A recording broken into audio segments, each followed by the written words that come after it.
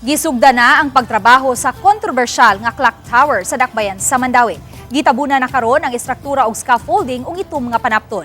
Gidisenyuhan usab kini og mga plastic flowers o grass. Alang kini sa formal nga pagsugod sa pagpabarog sa permanente nga structure sa maong dapit.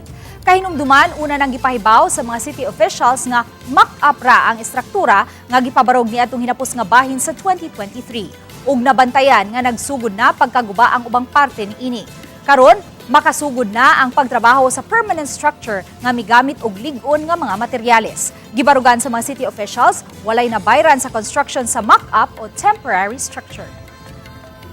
Low cost to siya kay karon pa man na nato good last year pa na nato siya gibit out, so kato siyang pagputang kato as a mock-up structure gid ko siya. Wato siya gibayad pa ang city ato.